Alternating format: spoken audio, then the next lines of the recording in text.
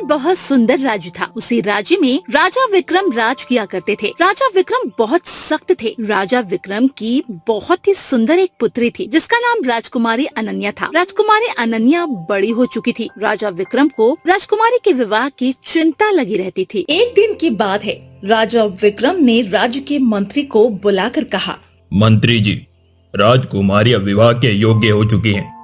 आप उनके लिए एक ऐसा राजकुमार ढूंढना शुरू करें जो पराक्रमी और बलवान हो। तभी राजमहल में उपस्थित मीठू बोला, भला विवाह करने के लिए राजकुमार की क्या जरूरत है? बल्कि विवाह के लिए तो जश्न और खाने पीने की आवश्यकता होती है ना? मीठू की बात सुनकर राजा हंसने लगे। तभी मंत्री जी बोले, मैं आज ही सभी राज्य में खबर भिजवा देता हूँ और जैसे ही हमें राजकुमारी की पसंद का राजकुमार मिल जाएगा, हम उनका विवाह करा देंगे। ऐसा कहकर मंत्री जी आसपास के सभी राज्यों में सूचित करवा देते हैं कि राजकुमारी अनन्या के विवाह के लिए राजकुमार की जरूरत है। अगले दिन जौनपुर के राजा उनके पुत्र राज को लेकर राजमहल आए। राजकुमारी अनन्या राज को देखकर कहती है,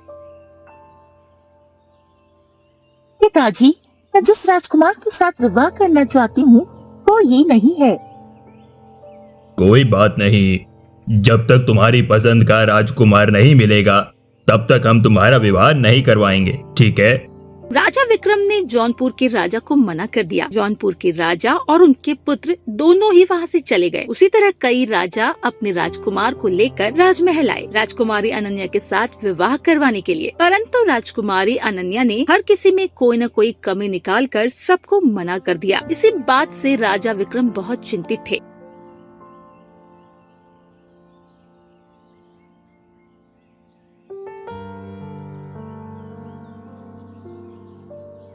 मंत्री जी, समझ में नहीं आ रहा है कि राजकुमारी को आखिर कैसे राजकुमार से विवाह करना है। मैंने उन्हें एक से बढ़ के एक राजकुमार दिखाए, परंतु उनमें से कोई न कोई कमी निकाल कर मना ही कर दिया उन्होंने। आप सही कह रहे हैं महाराज, परंतु इसमें इतना चिंता करने वाली कोई जरूरत नहीं है। राजकुमारी विवाह के लिए जिसे भी चुनेंगी वो बहुत अच्छा होगा, आप चिंता ना करें। जहाँ राजा विक्रम को राजकुमारी की विवाह की चिंता थी, वहीं दूसरी तरफ राजकुमार को अपने लिए योग्य राजकुमार कब मिलेगा और कैसा होगा, दोनों ही चिंता थी जो अक्सर अपने मन में सोचा करती थी। पिताजी ने मुझे इतने राजकुमार दिखाए परंतु मुझे कोई राजकुमार पसंद ही नहीं आया।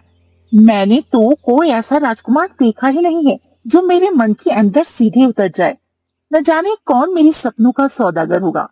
जब तक मुझे मेरा मनपसंद राजकुमार नहीं मिलेगा तब तक मैं विवाह नहीं करूंगी। परंतु मैं पिताजी को क्या जवाब दूंगी? हे भगवान, अब तू ही मेरी सहायता कर सकता है। अगले दिन राजकुमारी अनन्या जंगल में सैर करने के लिए निकली। वो काफी देर से जंगल की सैर कर रही थी। राजकुमारी जंगल की सैर करके लौट रही थी, तभी अचानक उनकी नजर एक गरीब लकड़हारे पर गई जो पेड़ की लकड़ी काट रहा था। उन्हें देखा वो लकड़हारा बहुत सुंदर था। उसकी साधारण पोशाक में भी वो एक राजकुमार लग रहा था। उसको देखकर राजकुमारी प्रसन्न हो गई। राजकुमारी सोच रही थी कि वो ऐसे ही सुंदर दिखने वाले से शादी करना चाहती थी। वो सोच रही थी, तभी वो लकड़हारा अचानक नीचे गिर पड़ा। राजकुमारी दौड़कर उसके पास आई। तुम ठीक तो हो ना? हाँ, लेकिन लगता है मेरे पैर में मोच आई है। हाँ, पर मैं ठीक हूँ। आपका बहुत बहुत शुक्रिया। ऐसा बोलकर वो लकड़हारा अपनी लकड़ियों को लेकर चलने लगा, लेकिन वो ठीक से चल नहीं सकता था कि पैर में मोच जो आई थी। वहीं उसे इस हालत में देखकर राजकुमारी बोली, सुनो, तुम्हारी लकड़ी के गट्ठर को मुझे दे दो और तुम मेरे साथ घोड़े पर बैठ जाओ। तुमको और तुम्हारी लकड़ी गट्ठर को मैं तुम्हारे घर तक छोड़ देती। नहीं नहीं, मैं चला जाऊंगा। आपको कष्ट करने की कोई जरूरत नहीं है। मैं इस राज्य की राजकुमारी हूँ और तुम्हारी मदद करना मेरा कर्तव्य है। मैं तुम्हें और तुम्हारी लकड़ियों के गट्ठर को तुम्हारे घर तक सही सलामत पहुँचा दूँ। राजकुमारी की बात सुनकर वो लकड़हारा अपनी लकड़ियों को लेकर राजकुमार के साथ उनके घोड़े पर बैठ जाता है। राजकुमारी उस लकड़हारे को और उसकी लकड़ियों के साथ उसे घर के बाहर पहुंचा देती है। लकड़हारा राजकुमारी को धन्यवाद कहता है। तभी राजकुमारी कहती है, करो, क्या तुम यहाँ रहते हो इस झोपड़ी में? जी राजकुमारी, मैं इसी घर में रहता हूँ। क्या तुम अकेले रहते हो? नहीं राजकुमारी, मेरा नाम वीर है और मैं यहाँ अपनी बूढ़ी माँ के साथ रहता हूँ। लकड़ियाँ काट कर मैं बाजार में बेचकर मेरा और मेरी माँ का गुजारा करता हूँ। अच्छा राजकुमारी, अब मैं चलता हूँ। मेरी माँ मेरा इंतजार कर रही होंगी और शाम भी हो रही है। आप भी राजमहल लौट जाएं। ऐसा कहकर लकड़हारा वहाँ से चला गया और राजकुमारी राजमहल की तरफ आगे बढ़ी। राजकुमारी राजमहल पहुंचकर उस लकड़हारे के बारे में सोचने लगती है। राजकुमारी अनन्या को बार बार उसी लकड़हारे के विचार आ रहे होते हैं। राजकुमारी को उस लकड़हारे वीर से प्यार हो गया था। राजकुमारी ने अपने मन ही मन फैसला किया। एक वही लकड़हारा वीर है जो मेरा जीवन साथी होगा। पिताजी ने मुझे कितने राजकुमार दिखाए पर मुझे कोई पसंद नहीं आया, लेकिन वीर ने एक ही मुलाकात में मेरा दिल जीत लिया। मुझे उसी से विवाह करना है। मैं कल ही वीर को बता दूंगी और विवाह के लिए पूछूंगी। अगले दिन राजकुमारी वीर लकड़हारे के घर पहुंच जाती है। वीर लकड़हारा पेड़ के नीचे बैठा था और राजकुमारी को देखकर बोला, राजकुमारी अनन्या, आपका यहाँ पर कैसे आना हुआ? मैं तुमको एक बात बताना चाहती हूँ। सुनो, मुझे तुमसे प्यार हो गया है और मैं तुमसे विवाह करना चाहती हूँ। राजकुमारी, ये आप क्या कह रही हैं? आप जानती भी हैं कि आप एक राजकुमारी हैं और मैं एक गरीब साधारण लकड़हारा हूँ। भला मैं और आपका क्या ही मेल है? क्यों नहीं हो सकता हमारा मेल? तुम मुझे अपने जीवन साथी नहीं बनाना, परंतु मैं विवाह तो तुमसे ही करूंगी। परंतु राजकुमारी, राजा विक्रम इस बात से कभी राजी नहीं होंगे। बस तुम उसकी चिंता मत करो, मैं उनको मना लूंगी, लेकिन विवाह तो मैं तुमसे ही करके रहूंगी और मुझे पता है तुम भी मुझे पसंद करते हो। आप सही बोली राजकुमारी। पसंद तो मैं भी आपको बहुत करता हूँ, परंतु मैंने ये सपने में भी कभी नहीं सोचा था कि मैं एक राजकुमारी से विवाह करूंगा। अच्छा, अभी मैं राज दरबार जा रही हूँ। मैं मेरे पिता यानी राजा विक्रम को सारी बातें बताकर तुमसे विवाह करने के लिए आती। राजकुमारी राजमहल जाकर राजा से कहती है, पिताजी, मैंने अपने लिए जीवन साथी पसंद किया है। ये तो बहुत ही खुशी की बात है राजकुमारी। बताइए, किस राज्य के राजकुमार की किस्मत इतनी सही निकली है जिसकी रानी तुम जैसी सुंदर राजकुमारी बनने वाली है? नहीं मंत्री जी, वो कोई राज्य का राजकुमार नहीं, वो तो एक साधारण लकड़हारा है और उसका नाम वीर है। ये आप क्या कह रही है राजकुमारी? आप होश में तो है? एक साधारण लकड़हारा इस पूरे राज्य का राजकुमार बनेगा? नहीं नहीं, ऐसा कभी नहीं हो सकता है। क्यों नहीं हो सकता पिताजी? मुझे वीर पसंद है और मैं वीर से ही शादी करूंगी। नहीं राजकुमारी, मैं तुम्हें किसी भी साधारण लकड़हारे से विवाह करने की अनुमति नहीं दे सकता।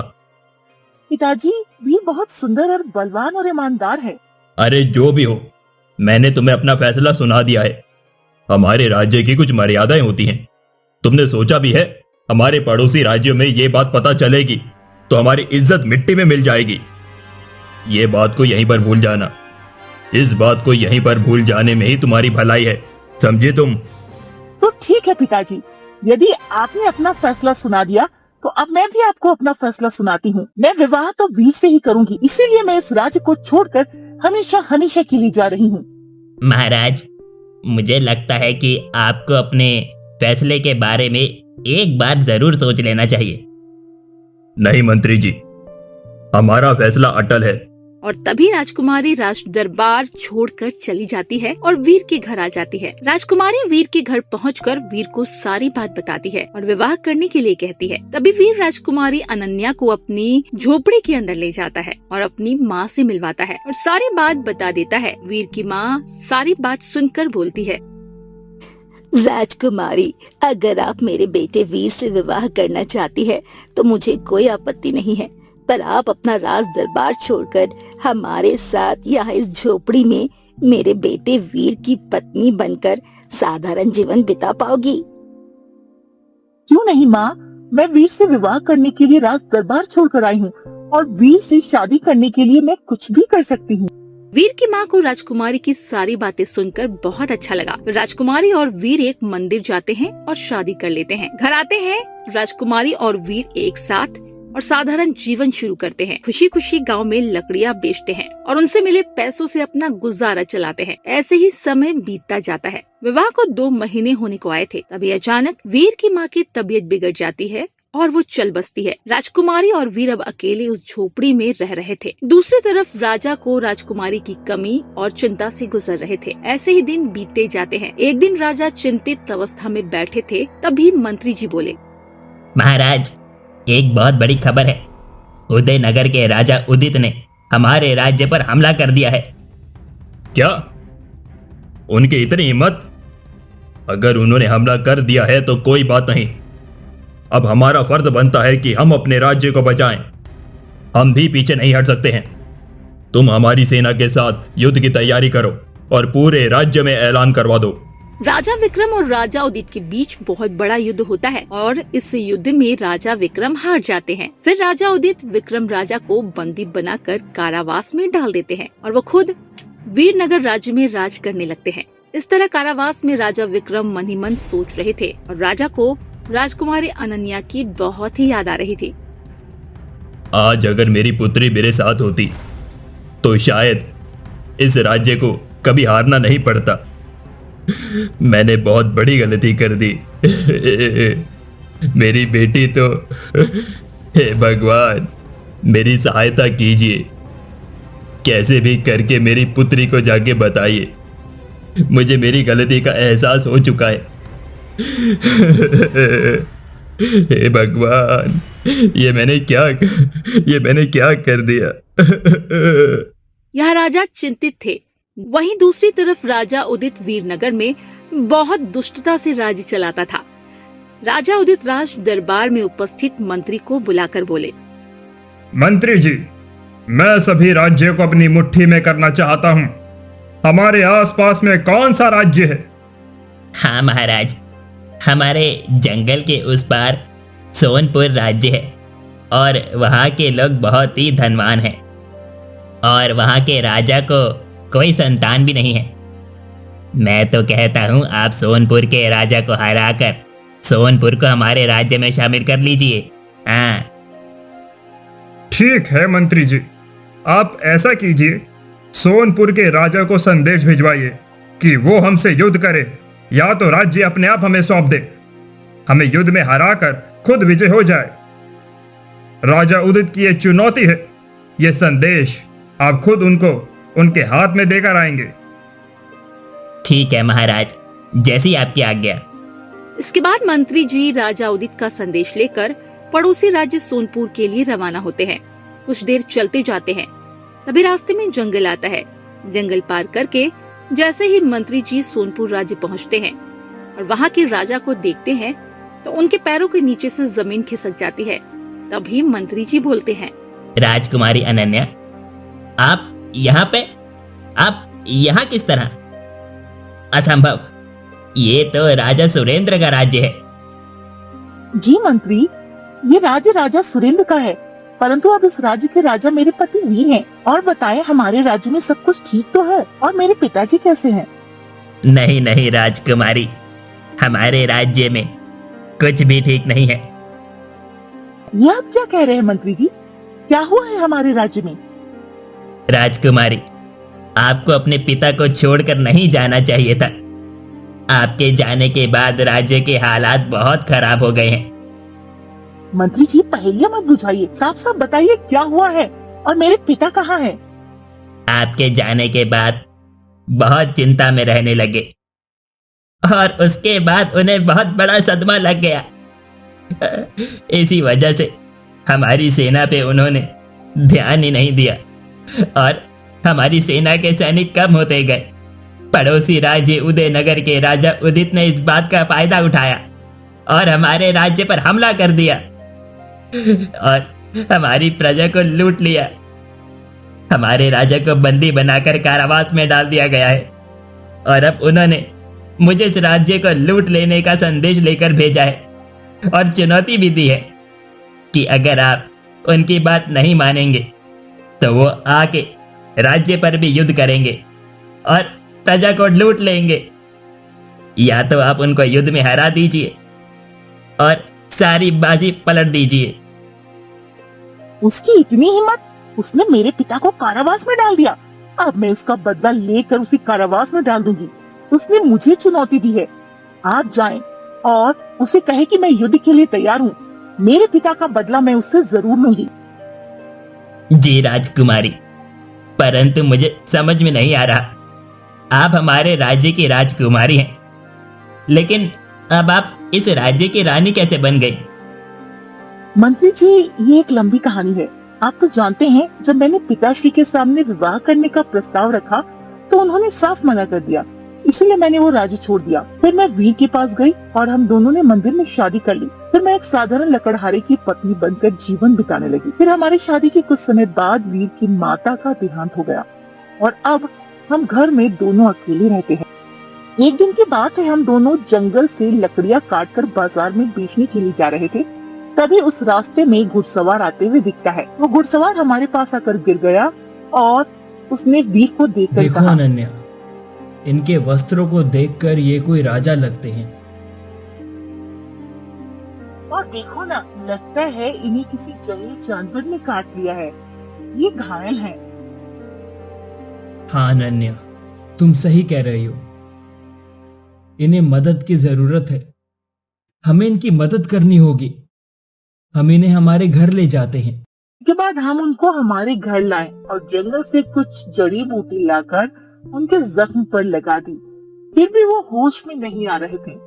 पूरी रात हमने उनकी बहुत सेवा की। फिर सुबह होते ही जब वो होश में आए तो बोले,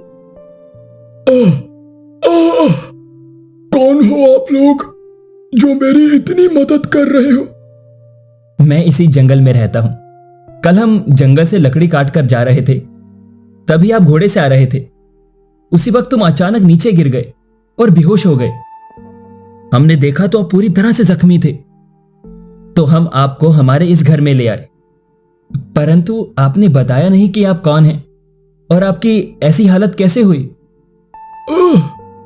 मैं सोनपुर राज्य का राजा हूं। मैं और मेरे सैनिक जंगल में शिकार करने के लिए आए थे और मैं हिरण का पीछे करते करते जंगल के काफी अंदर निकल गया था। जब मैंने पीछे मुड़कर देखा तो मेरे सारे सैनिक पीछे रह गए थे। मुझे कोई भी दिखाई नहीं दे रहा था। तभी अचानक मुझ पर सामने से शेर ने हमला कर दिया।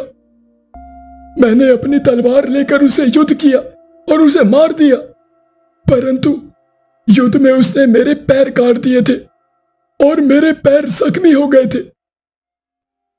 जब मैं राजमहल की तरफ जा रहा था तभी मैं बेहोश हो गया और आप लोग मुझे यहां पर ले आए। ठीक है महाराज, आप बिल्कुल ठीक हो जाएंगे। अब आप राजमहल जा सकते हैं। आप दोनों का बहुत बहुत शुक्रिया। आप दोनों इस घने जंगल में अकेले रहते हैं? हाँ महाराज, हम दोनों ही रहते हैं। फिर वीर ने महाराज को अपनी सारी कहानी सुनाई। सारी बात सुनकर महाराज बोले, वीर, अगर तुम बुरा ना मानो तो मैं तुम्हें कुछ बताना चाहता हूं। निश्चित होकर कहिए महाराज। वीर, मेरी कोई संतान नहीं है और मेरी पत्नी का वर्षों पहले स्वर्गवास हो गया है।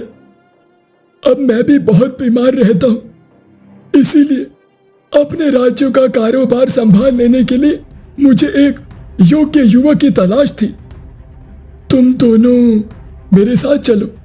मैं तुम दोनों को मेरे राज्य का महाराज और अनन्या को महारानी बनाकर मैं मेरे राज्य की सारी जिम्मेदारी तुम दोनों को सौंप देना चाहता हूं, ताकि मैं अपनी जिम्मेदारी से मुक्त होकर जीवन का अंतिम समय सुकून से काट सकूं।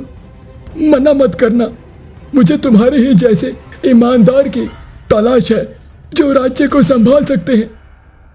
इसके बाद मैं और वीर महाराज के साथ उनके राज्य चले आए। महाराज ने हम दोनों को राज्य में राजा रानी घोषित कर दिया और हम दोनों राजा रानी बन गए। हम दोनों राज्य के काम में व्यस्त हो गए थे। ऐसे कुछ दिन बीत गए। फिर एक दिन महाराज की तबीयत बहुत बिगड़ गई और कुछ दिन में महाराज चल बसे। मैं समझ गया राजकुमारी, ये तो भाग्य का लिखा है। आपके भाग्य में रानी बनना था, इसीलिए आप इस राज्य की रानी बन गई।